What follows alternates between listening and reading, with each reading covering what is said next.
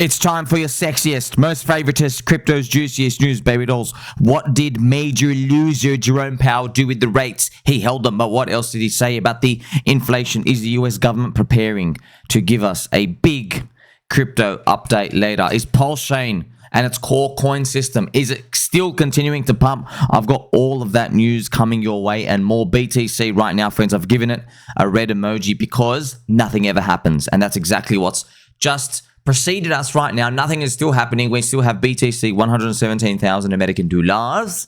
Nothing to see right now. We just had the FOMC from major loser Jerome Powell.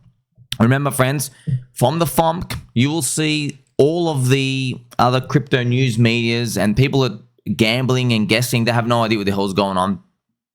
Your shitty little $16 of gambling is nothing compared to the $400 billion monthly volume, which is gambling on the US interest rates every month, okay? And we actually have a market for that. It exists on the Cucks Mercantile Exchange, or CME. And if you go to the CME Fed Watch Tool, it tells you all the rates and the odds. It's actually automatically computed based on what the market is trading at, right? So we just concluded our one. We just had no change. Now the next one automatically is September. And we have a 55% chance again of no change, 45% chance of a cut. Now, remember before, it was almost like a 75% chance of a cut. But what happened? Well, some data came out which shows the things are going a bit more inflationary, which we're going to go through right now. And major loser Jerome Powell has basically been holding off because of the tariffs and stuff. So the data that came out is the PCE, the personal consumption expenditure. So it's kind of like this little core measurement of CPI, which they like to look at. But even then, friends, even like if they end up cutting here, if we go to December, check it out, friends. Even December's 87% chance of a cut, but if you look at December, it's still like, okay, a 40% chance. Maybe we're at 3.75. Maybe we're at 4. You know what I mean? Like it's still rubbish. It's like 2 or 3 cuts. It's not really going to move the needle when it comes to that anyway. So what's it going to take? I don't know, man. I don't know. Is it going to be some fiscal stimulus? I've got no idea. Before we even crack onto anything shorter time frame, I want to remind you again, the 6-month candles for BTC, we are now officially in the longest uptrend ever for Bitcoin. Yeah, not me guessing, not me tweaking my nipples, which I am actually doing that anyway, but that doesn't change our destiny, right? We are now in the longest uptrend ever. We have 1, 2, 3, 4, 5, 6 candles of 6 months. 6. Okay, so that's pretty much, that's 3 years going up only. Okay, now we haven't finished this year. We have not finished this year. We've got 5 months to close this, okay? The longest before was 5. 1, 2, 3, 4, 5. All right, and it was pretty much over. Okay, that's all it could do was it could go up. On the 6th one, all it could go up was 29% and then it dropped down. So if you do 29% from this one, I mean, it would be like Bitcoin hitting 140K and then dropping down, which I don't think that's still possible. That's what like blockchain backer thinks might happen, right? So what I actually did there, just to show you quickly, I looked at, so I imagine we closed in 2017 here, and then we went up. If you see this, we closed in 2017 there. And then this is when we closed up here. How did we start January 18? Remember, the Bitcoin price was 13,700. All it could do was tick up to 17,000, and then that was it. That was pretty much it. So I think that's all. That's the best way to look at it, friends. If you're looking at it week to week, day to day, month to month, it's tough, man. You don't know. Oh, it's going to be a green candle or red candle. You don't know. Okay, but when you're looking at it like these 6-month periods, you like know, hey man, we can't just keep running up forever. And like you already know, friends, you go and check out what altcoins do when Bitcoin is down in a 6-month period. It's literally game over, right? Every single time, if Bitcoin is down net for 6 months, yes, it's pretty much it's poopy town. So hopefully we run right into December this year.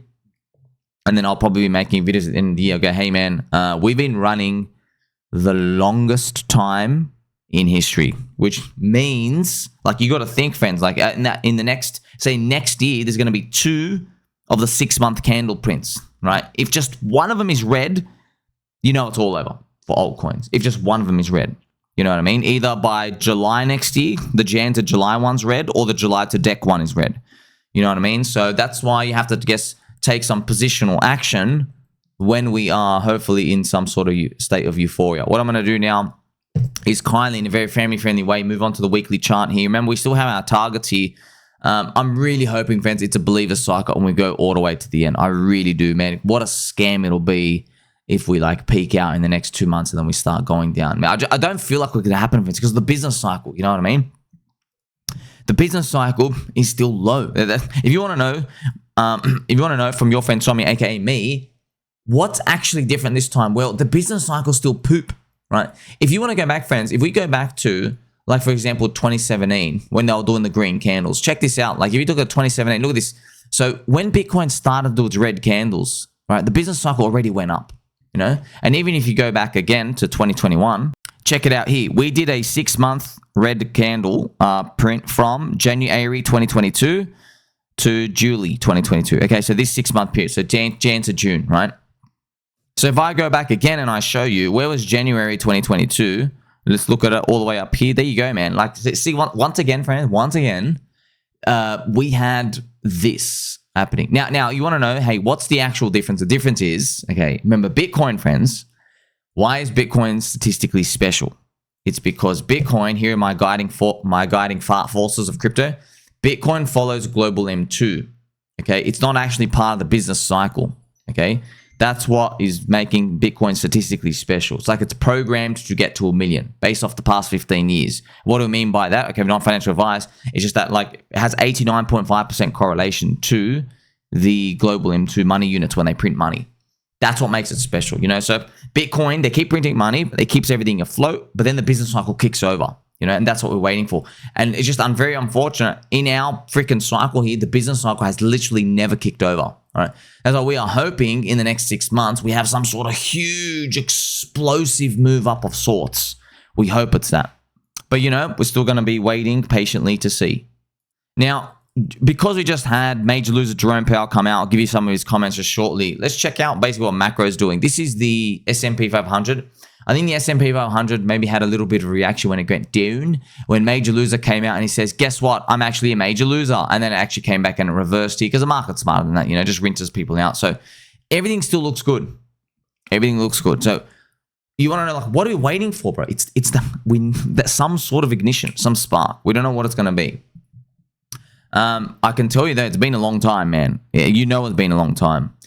I can show you right now as well. Here's a Soy-eth ratio, friends. The Soylana ETH ratio, this thing continues to make lows. And you're probably wondering, friends, some of our, you know, dear friend KOLs continue to bull post it saying, you know what? They're going to do the fire dancer. They're going to do Google Maps with a crypto token.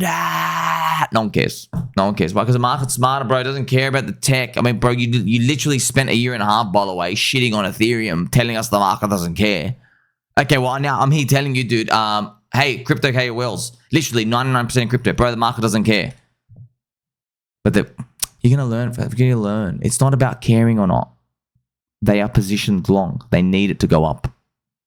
They need it to go up, right? That's why, friends, you know, with PulseChain, they don't say, oh, it's deep value. They don't say that. They say you're all trapped. You're all desperate to get out. That's what they say. So, you know what? I said, you know what? Maybe you're right. So let me go investigate everything. Let me go sniff everybody else's chairs. I'm like, okay, where's the cult here? This one's boring. This one's third cycle. This one doesn't do anything else. This one's Starknet. This one, the devs own 90% of the tokens and they dump. Whereas maybe Richard owns 90% of the PulseChain tokens. He ain't dumping that. And if he is dumping, good, he's rinsed people out. I believe he's going to rotate it back in. And if you ask me for any evidence, I don't have any evidence, bro. And by the way, I don't want there to be any evidence because cucks like you, instead of buying up high, you'd actually buy low. So you're going to have to come back and buy later when you realize we're right. Okay. And by the way, it doesn't even matter what's happening there because the community is the asset. We're holding multiple conferences per year. Who cares about Richard Hull? I'm telling you now, the market is giving us a 1% chance survival rate. We're having 3 or 4 conferences every year, dude. We just need one. Like that's, do you know what I mean, friends? It's kind of like, okay, I'm going to someone's funeral and everybody says this person's dead, right? You don't need them to have 4 Saturday night parties in a row to know they're alive. You know what I mean? It's just like one phone call. Okay, that's how asymmetrically offside the market is. So if you're holding Soy-eth, I just don't know what to tell you. I hope a reverse is out here for you. And by the way, this is the market knows there's going to be an ETF, by the way. So maybe the ETF comes and brings it up here, and then I don't know. It's stablecoin super cycle, bro. Ethereum's got all the stablecoins. That's it. Also, friends, I've got more very family-friendly information if you're in PulseChain. We are about to flip Soylana on the weekly super trend. And this is beautiful to see. Why? Because, once again, friends, we said it so many times, and it was really boy who cried wolf. No one was listening, but that's okay, man. That's okay. The market doesn't care about technology, dude. It never cared. And what I find most interesting is when Soylana went up, yeah, people were saying, but the Ethereum tech, and every single major KOL in Soylana said, your tech sucks, your stuff old, no one actually cares about the tech, they care about making money. That's what they kept saying, brother. If you go listen to them, the N-word, the narrative, they said, Ethereum is full of suits and VCs, and they've lost their way. No one really cares about the tech, and by the way, ours is better anyway. Now there's talking points. Where they going, bro? It's because you've run out of buyers, dude. That's it, friends. It's literally, it's a seesaw, okay? It's a seesaw of people moving back and forth. There's capital allocations of units. So, no, look, no one believes until it's too late anyway. You know what I mean? I don't waste my breath. You know what I mean? Because I know there's just 90% of people, they're not people of faith. Do you know what I mean? They're watching Neil deGrasse Tyson.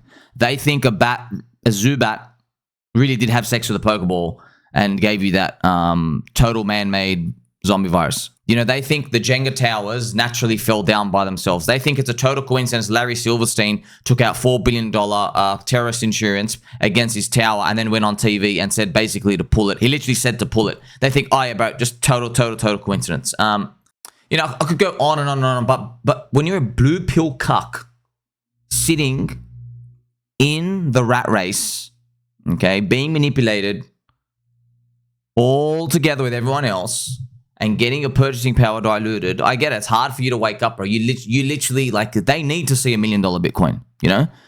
And then we have microcosms that encrypt it. Like, they need to see PulseChain 7x sack price. They need to see that, okay? And we'll tell them, bro, what's changed? We still do the conferences.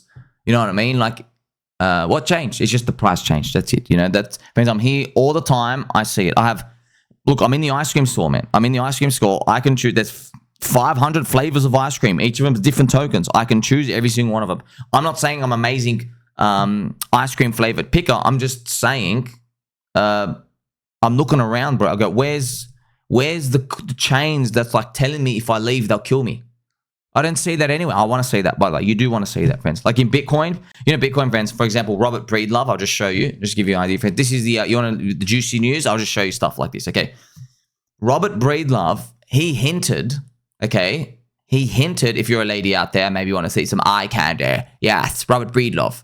Yeah, in the bear market, so he had a bit of a controversy. I think he left his wife and he went with another girl, and I think his wife made a essay or something out here. So, look, Mr. Robert BreedLove, by the way, he looks like Fabio. Like if you made one of the girls' romance novels, he's like on the cover here. He's like, come with me on my yacht. I want to take you somewhere you've never been before. Okay. We'll play Game Boys on one of the Greek islands. Now, Mr. Robert BreedLove, Bitcoin Maxi, yeah. He made a video once. I'll never forget this. It was like a 1 hour interview video. He hinted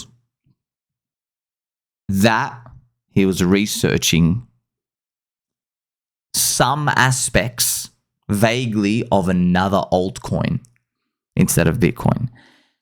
The Bitcoin community went red. Instantly. They came out with their pitchforks and they went so hard, he made an apology message, I think within 48 hours. Yeah. Yeah, man. Like that's a cult, dude. That's a cult. That's a cult. That's what you want, man. That's what you want, right? They're making, hey, you're not leaving. You're not leaving, you know? By the way, if you're in PulseChain, if the community lets you leave, you're doing a pretty shit job to begin with. That's pretty much it, okay? And just to let you know, when you come back, not if you come back, but when you come back, when the green candles come up, we're not gonna forget, but we know, bro. We know it's OG Richard Hart teachings, bro. OG Richard Hart teachings. Do you remember? I remember once I watched this video of Richard Hart. He randomly went. This is in 2020. Do you guys remember? He randomly went to. So I was just new. I didn't know what the hell was going on, and I'm like, I'm still thinking he's a scammer. This is one of my early videos of watching of him. He just opens up Etherscan for Hex. He finds a random trader. He goes and sees the guy's trades, and he sees the guy was literally selling lows, buying the highs. Selling low. He just started laughing on stream. I couldn't believe it. I'm like, well, because I know the stats, 90% of traders lose, and he's like the first guy he picks out. This guy's just like, he's like selling Hex, like, at 0.5 cents. He comes back in and buys at 3.5 or something. You know what I mean? Like, it's just, oh man, it's gold. It's gold. So, memes, cults, religions, network effects, it's all happening. Now, remember, friends, on top of all of that, we need the business cycle to go up, and we need METH to rise. METHs are almost, 3,800-ish. It's knocking on the door of this 4,000. Just feels like it's ready to burst up. The next phase, right around the corner. Pretty much everything says the same thing. The business cycle, the Russell 2000, the S&P 500, they're all like saying the same thing for us, And that is we just need more time. Okay, so major loser Jerome Powell, friends. He has not cut rates as expected. You're going to see that all over the news. That's a FOMC. Oh, he didn't cut rates in the market, whatever. All markets, it's BS, bro. It was a 98% chance they weren't going to cut rates anyway. But here's some cracking news, actually. Shout out to everybody in the Americana, right? The US of A, not the US of B, the US of A. Your economy grew 3% in Q2, beating expectations. Well done. Well done. So, see, America's economy is still cranking, which is pretty good. Now, major loser Powell, he said, what we see now is the very beginning of tariff inflation. That comment. Oh, Trump's going to kill him. Trump's going to kill him, that comment, man. So, what actually happened was data did come out previously before his announcement, and he said Q2 core PCE. So this is, I think, personal consumption expenditure. So I think what they do is that they're trying to slice up this inflation, friends. Just to let you know, a friendly reminder for everyone at home, mums and dads, this inflation, it's all a lie. All of it's a lie. They're saying, oh, we're only inflating at 2.5%. No, you're not, dude. The real number's 8. Okay? They chop off the volatile stuff. They're printing 8%. They are, They're literally printing 8%. You know how you can check? Go check the gold growth rate for the past 10 years. Gold's actual growth rate is 10% per year. Okay? So, yeah. So, I mean, like, it doesn't even matter whether it's 6 or 7 or 8 or 10. It doesn't really matter. It's higher than 2. Okay? When you go and you get your... if they're saying to you that the Kippy is 3%, for example. Yeah, I know they think, what's the difference between 3 and 5? Trust me, you want to see the difference between 3 and 5? Let me tell you, let's compound 5% for 10 years. Okay, that's how I've been lying. Let's do 5% compound for 10 years. Oh my gosh. You get 63%, dude. Oh my gosh. So pretty much another way to look at it is your estimate. So let's say wherever you are, a piece of steak, let's say it was $10 for a meal. It's $10 for a meal. Yeah. Let's say you think, in 10 years, your $10 meal, you think it's going to be $20. That's what you think. What this is saying is you're off by a factor of 62%. So the real number of that steak, it's not going to be $20. It ends up being $32.40. You see, and now you multiply this for literally every item in your life. Cars, servicing, wages, literally everything. You're off by a factor of 62%. Another way to think about it like this, imagine just raising a cost by 62% that you did not know was happening. And that's why, friend, this experiment they've done was true. People actually do save. Do you know that? People do save. But what they have an impossible task of doing is predicting inflation. Yeah, they miscalculate inflation, and then you find out the reason why is because you're getting fed the wrong numbers. Yeah, it's by design, by the way, because that inflation, it's got to pay off who's going to pay off the debt? Someone's paying off the debt. Yeah, it's people holding the fiat wages, right? So, major loser Powell. Here are some of his key takeaways from the FOMC thing. So basically, the PCE, by the way, it came out 2.5%, and they expected only 2.3%. Okay, so here are his key takeaways. He says inflation's above target. Fed remains committed to dual mandate. Rubbish, sorry about that. Just unemployment and Kippy. He says that data suggests economic growth has slowed. Current policy stance allows flexibility to respond. And then he says tariffs have added inflationary pressure on some goods. Broader impact remains unclear. Just boring Fed talk, right? And he says no decisions have been made yet regarding SEP. Okay, so it doesn't really matter, friends. You can look at the Fed fund rates and everything out here, and then you can pretty much gather all of that anyway. And if you check out the US 2-year with the Fed funds rates, here they are. It is minus 0.385. This is when we had, friends, last year Japan blowing up. The market went down to price in 1.5% cuts. See that? Minus 1.5. But right now, it's only minus, this is for the next 2 years, minus 0.385. Man, the market, I'm telling you now, like, the market's not budging, dude. It really thinks what we're getting is inflationary. It refuses to budge. They said literally in the next 2 years, the best we'll get is but one or two cuts. It's still saying that. It's refusing to do that, right? And look, I've been around markets long enough. It could be right, man. It could be right. But then it happens, and then what happens usually, like some sort of preordained, pre-planned world crisis thing to come and just shock everything and send it that way. That's why even if you watch my UFO videos or just any video, I'm like, guys, you guys are not budging off the Jeffrey Epstein stuff.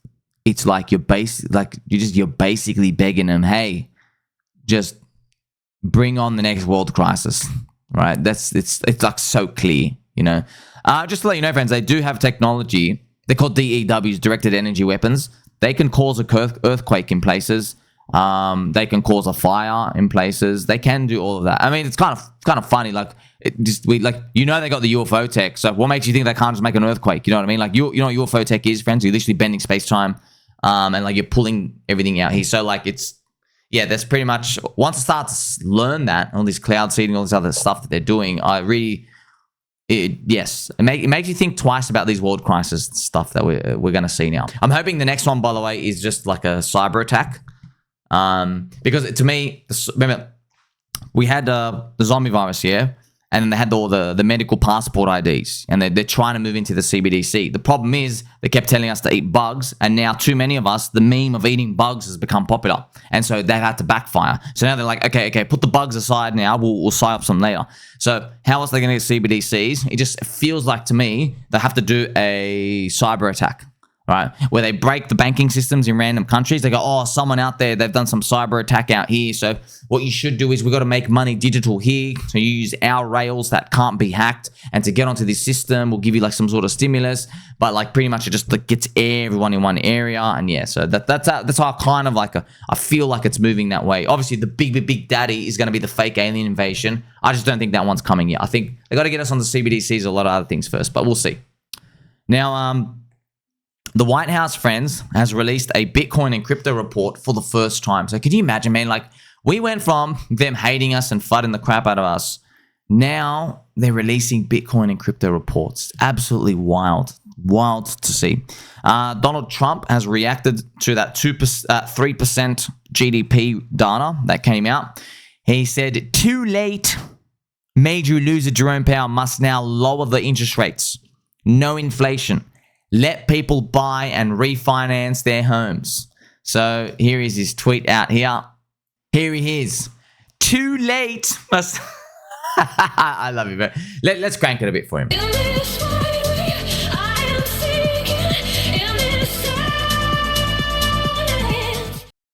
Too late, major loser, huh? So, oh man, if he really wants those rates down. We all need them, man. So the government, they have to refinance the debt. They have to. So you're probably wondering, like, what is maybe major loser Jerome Powell? What does he actually want? He wants Trump to not deliver on his promises. That's pretty much what it comes down to. Yeah, he wants Trump to say, okay, I can't give you the deals. We couldn't borrow enough money, right? The interest rate repayment of the government debt rollover for the next 4 years, it's 950 billion, right? So and we couldn't drop it by that number amount. We couldn't drop it. So yeah, and I don't know how it's gonna happen. Right now, it's really they're playing.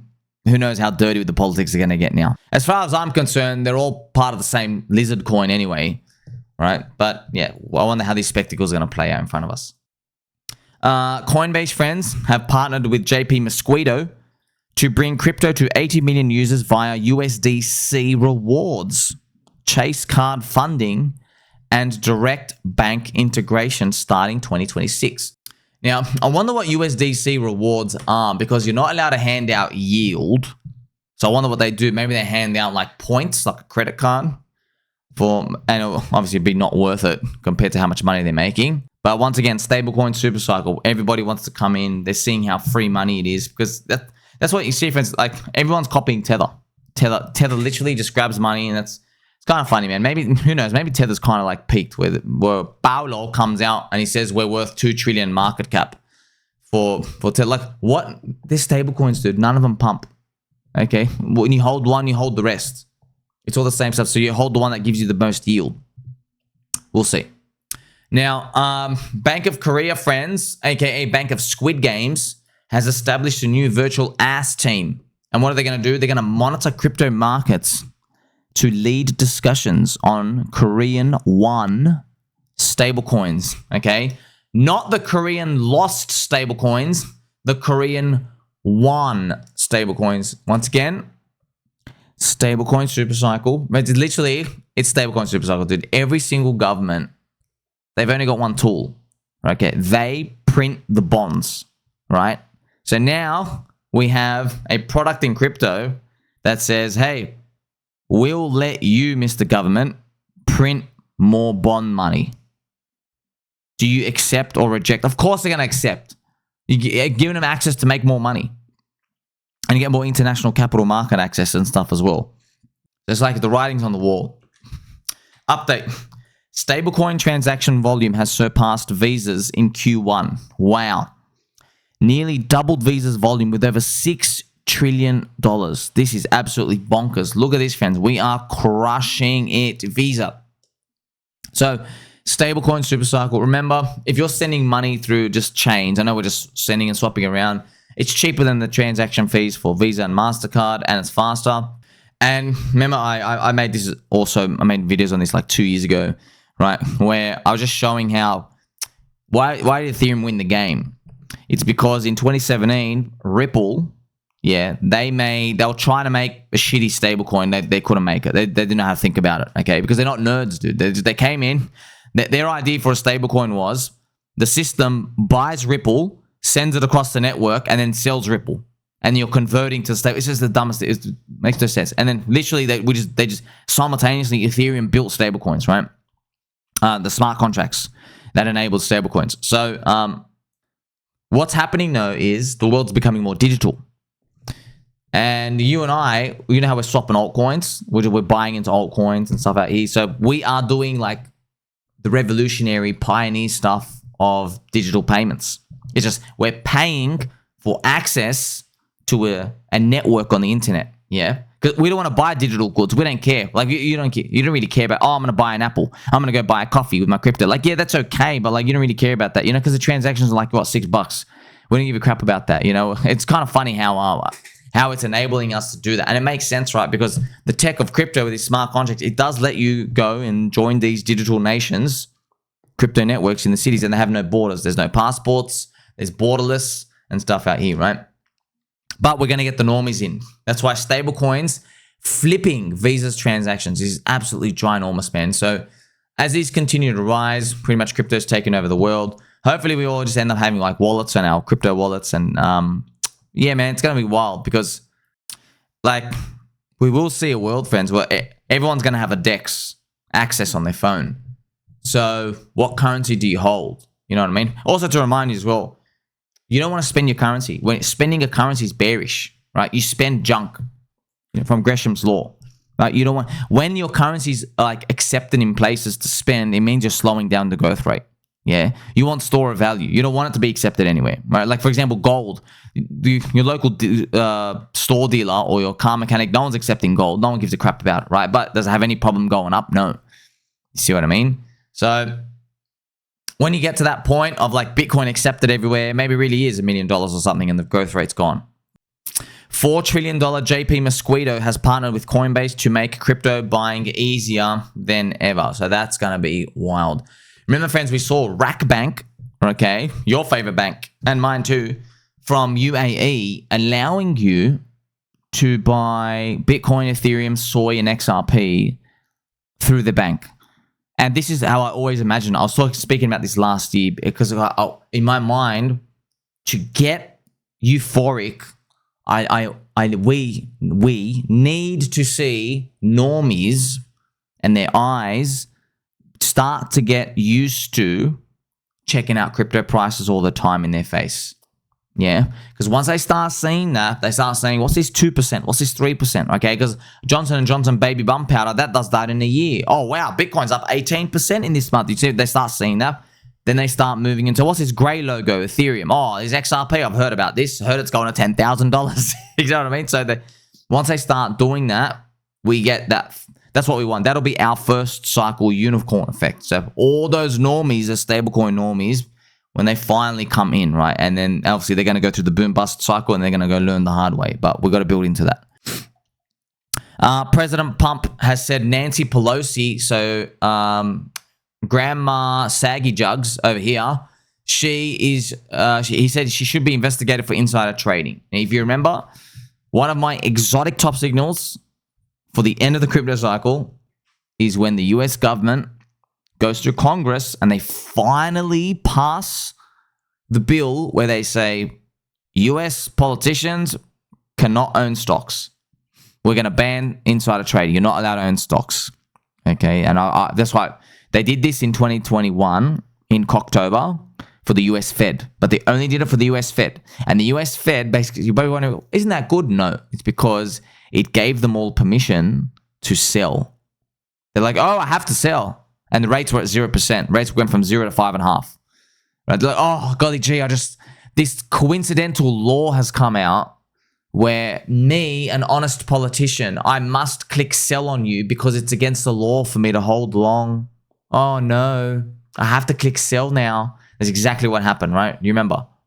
I'll show you right here. It was right up there. They literally, friends, after literally 15 years of running up, literally 15 years, or 13 years or whatever, they're like, oh no, I've actually got to click sell, guys. And then it literally had this giant thing up there. You didn't know how the economy was going to hold, right? So we're still waiting for the US Congress though. The US Congress, they've been talking about this for literally 4 years, man. So I'm just wondering if that happens at the top. And then all those politicians, 487 of them, they're like, oh no, like it's illegal for me to hold a stock.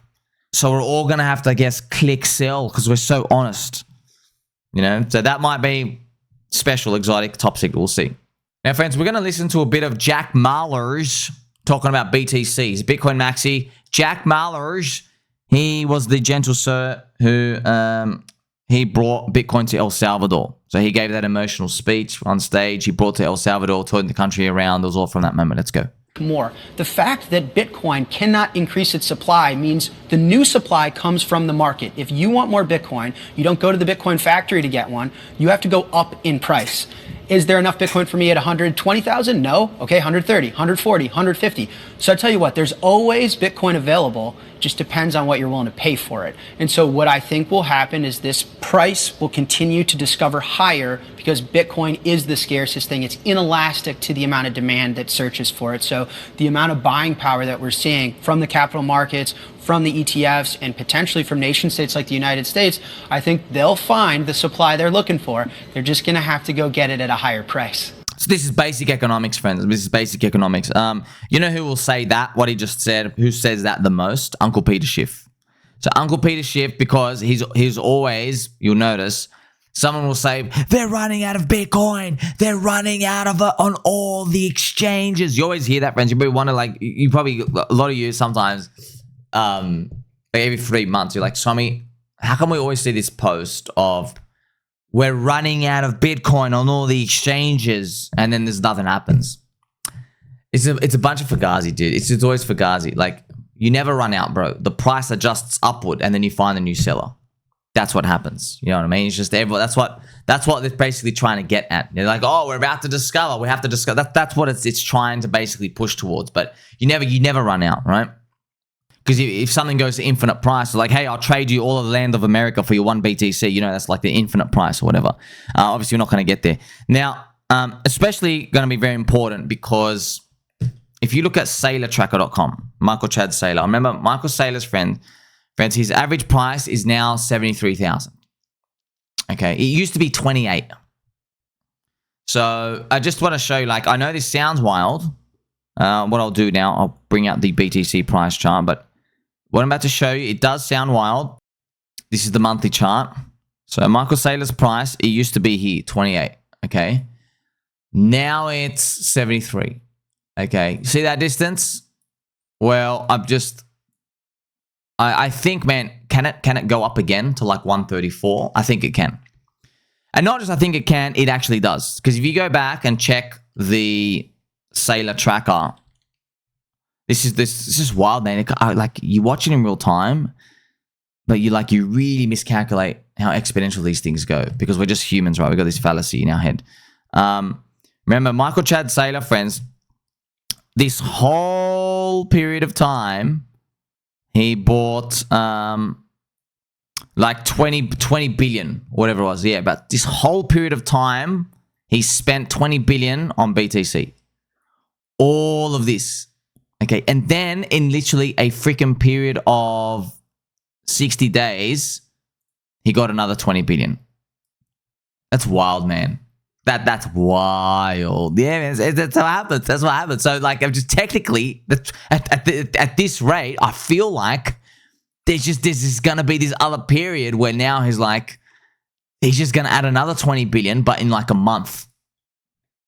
You know, and you never know. Maybe at the end, like, something stupid happens where he does, in 1 week, he does like 4 of the $5 billion purchases. Bang, bang, bang, bang, bang. So it just goes exponential, and he raises up his price so much, right? And his average price at 73,000. That's probably, maybe goes to 100K, and then it goes exponential at the end, because that's what happens. All the volume, you check Coinbase, Binance, the volume spikes are at the tops. Everyone's trading that stuff. And that's why, friends, you know, when he comes out and he says Bitcoin $13 million, Bitcoin $1 million, like, it really does stick in their mind, because they're like, oh, you're long term anyway. You know, that's what happens. People they say, yeah, I'm a long term. I'm here for the long term, right? So we're gonna build into that. That's why I really hope we get this feeling at the end where Bitcoin, we run up to the end of the year and we just see, like, we just pause for like this 3 days, and we're like, wait a minute, Michael Saylor just bought $40 billion of this thing, and the price is down 8%. Like, you know what I mean? Like, I want to see something like so ridiculously clear from the price action. I'm like, dude, it's just him. We know it's just him at this point. Yeah, I'm not saying it's all him. I'm just saying up here, it's just him. All right, that's what I hope we get to build into that, friends, because each cycle's a bit different. Each cycle top's a bit different. Maybe you mix that in with the exotic top signals, and we'll all get to hopefully avoid catastrophe after that point. But for now, you and I watching the Bitcoin dominance. We need this to head down lower. We need Ethereum to rise up higher. Oh man, it's gonna be great. Like, subscribe, belly button, all. Catch you soon.